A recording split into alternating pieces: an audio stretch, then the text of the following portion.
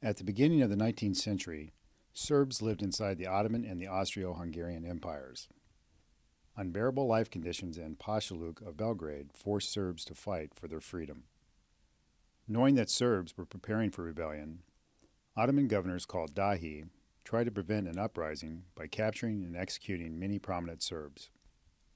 This act angered the people, and in February 1804, Serbs led by Karađorđe Petrović fought for liberation. For 9 years, Serbs fought successfully, but when they lost Russia as an important ally, the Serbian uprising failed.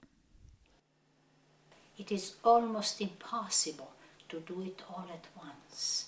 It was almost necessary to try and fail and try again.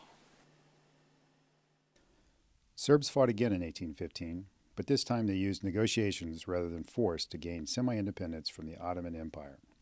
In 1817, the leader of the Second Serbian Uprising, Miloš Obrenović, agreed to allow Turks to rule only inside fortified cities. Also, Serbs would regain their original land, but would have an obligation to pay annual taxes to the Ottoman Empire.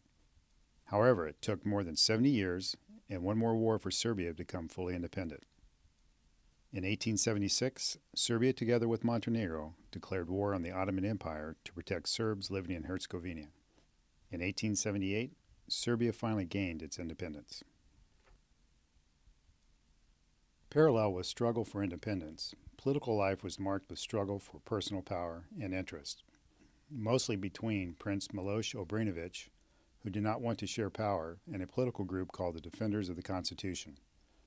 In 1838, Prince Miloš was removed from leadership, but this did not have a significant impact on Serbia political life, since the power of one man was replaced with an oligarch rule. On the other hand, methods that were used in political struggles were sometimes pushed to an extreme. In 2003, assassination of Serbian Prime Minister Zoran Đinđić evoked memories of the 19th century political struggles.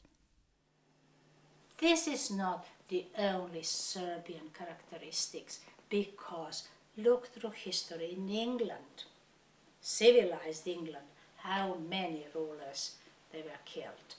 Then we go to France, remember there, the revolution. And then, okay, that happened in the past, but in 19th century United States.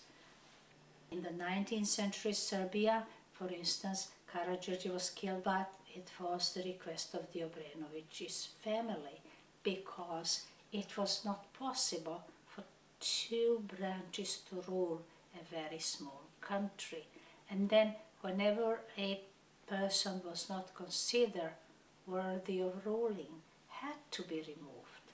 Therefore, this was the reason for assassination. In early 20th century, it was again who will inherit the throne. There were no direct descendants.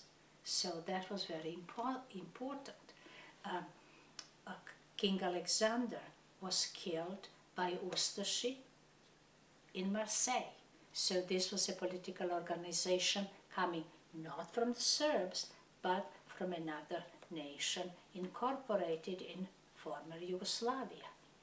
And then today's assassination, I think, are absolutely politically motivated, and it is the question of one person and his party fighting for power. And it is more on a personal, I want to reach the peak of power, apex of power, rather than what might be best for the nation at this point.